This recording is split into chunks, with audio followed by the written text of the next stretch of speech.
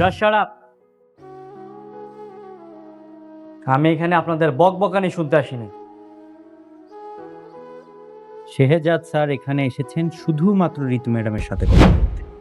আপনাদের যে ব্যাংক আমার দেখে মনে হচ্ছে না আপনারা safe. Actually it's not safe for me. I think আমার এখান থেকে ওঠা উচিত, অন্য কোনো ব্যাংকে যাওয়া তো, রাইট? না না স্যার স্যার স্যার স্যার, কি বলছেন স্যার? অবশ্যই safe sir, 100% safe sir.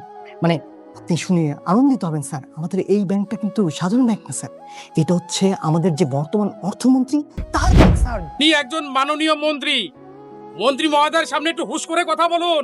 Just shut up. এখানে মন্ত্রিত্বর পাওয়ার দেখাতে আসবেন না। উনি এখন জনগণের কাঠগড়ায় দাঁড়িয়েছেন, আর ওনার বিচার করবে জনগণ। টাকা আমাদের টাকায় আমাদের টাকা। মাননীয় মন্ত্রী মহোদয়, কৃতকর্মের ফল সবাইকে ভোগ করতে হয়, আপনাকেও ভোগ করতে হবে, কিন্তু তার আগে আপনি ওনাকে সরি বলুন। অসম্ভব। বন্ধুরা, ভাবুন তো একবার, যে মানুষটাকে প্রকাশ্য রাস্তায় সবার সামনে অপমান করা হলো, যাকে জনসম্মুখে জুতো মারা হলো, সেই শাহজাদ চৌধুরী কি এত সহজে হার মানার পাত্র? একদমই না। দুনিয়া টাকার গোলাম নাটকের আজকের পর্বে আমরা এমন একটা টুইস্ট দেখলাম যা হয়তো কারোর কল্পনায়ও ছিল না। একদিকে শাহজাদের সম্মান ধুলোয় মিশে গেছে, অন্যদিকে ফাতেমা ব্ল্যাকমেলিংয়ের শিকার হয়ে 50 লাখ টাকা তুলে দিচ্ছে এক প্রতারকের হাতে। কিন্তু সবচেয়ে বড় চমকটা তো লুকিয়ে আছে শাহজাদের সে ভয়ঙ্কর মাস্টার প্ল্যানে, সরাসরি মন্ত্রীর ব্যাংক লুট। হ্যাঁ, ঠিকই শুনেছেন। কি হতে যাচ্ছে পরের পর্বে? শাহজাদ কি পারবে তার প্রতিশোধ নিতে, নাকি ফাতেমার গোপন সত্যিটা সব ধ্বংস করে দেবে? চলুন পুরো বিষয়টা একটু ক্লিয়ার করা যাক। আজকের 21 নম্বর পর্বটা যারা দেখেছেন তারা নিশ্চয়ই আমার সাথে একমত হবেন যে এটা ছিল পুরো সিরিজের অন্যতম সেরা এবং টান টান উত্তেজনায় ভরপুর একটা এপিসোড। শুরুতেই আমরা দেখলাম কি চরম নাটকীয়তা। শাহজাদ চৌধুরী, যার নামের একটা আলাদা ওয়েট আছে, তাকে কিনো সাধারণ জনগণের সামনে কাঠগড়ায় দাঁড় করানো হলো। একজন অসহায় প্রতিবন্ধী মানুষ সবার সামনে মন্ত্রী মহোদয়ের সেই ভুয়ো ব্যাংকের আসল চেহারাটা খুলে দিল।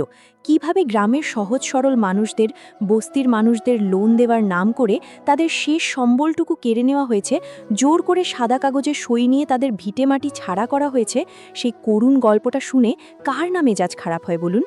আর এর পুরো দায়ভার গিয়ে পড়ল শাহজাদের ওপর। তাকে বাধ্য করা হলো সবার সামনে ক্ষমা চাইতে। একজন প্রবীণ মানুষ ক্ষোভের বশে তার গায়ে জুতো পর্যন্ত ছুঁড়ে মারল। কিন্তু আপনারা তো জানেন, শাহজাদ চৌধুরী ক্ষমা চাওয়ার মানুষ না। তার চোখে মুখে যে ক্ষোভের আগুন আমরা দেখেছি, সেটা বলে দিচ্ছিল খুব শিগগিরই একটা বড় মাপের ঝড় আসতে চলেছে। এই অপমান সে কিছুতেই হজম করবে না, বরং সুদে আসলে ফিরিয়ে দেবে। এদিকে নাটকের আরেকটা বিশাল সাসপেন্স তৈরি হয়েছে ফাতেমাকে ঘিরে। ফাতেমা এমন একটা চক্রের ফাঁদে পড়েছে যেখান থেকে বের হওয়া তার জন্য প্রায় অসম্ভব হয়ে দাঁড়িয়েছে।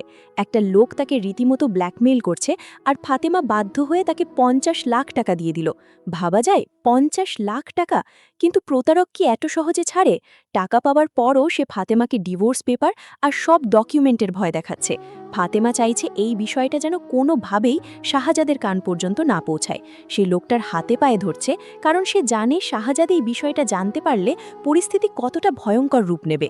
কিন্তু এত বড় একটা লুকোচুরি কি শাহজাদের মতো বুদ্ধিমান মানুষের কাছ থেকে বেশি দিন লুকিয়ে রাখা সম্ভব? আমার তো মনে হয় না। যেদিন শাহজাদ এই ব্ল্যাকমেইলিংয়ের বিষয়টা জানতে পারবে, সেদিন ওই ব্ল্যাকমেইলারের যে কি অবস্থা হবে সেটা ভেবেই আমার গায়ের লোম খাড়া হয়ে যাচ্ছে। সবচেয়ে ইন্টারেস্টিং পার্টটা ছিল যখন শাহজাদ তার আঙ্কালের সাথে ফোনে কথা বলছিল। পাশে একটা জ্যান্ত চিতাবাঘ বসা। সিনটা জাস্ট লেভেল ছিল ভাই। শাহজাদের অ্যাটিটিউড আর ব্যাকগ্রাউন্ড মিউজিক মিলে একটা গায়ে কাঁটা দেওয়া পরিবেশ তৈরি করেছিল।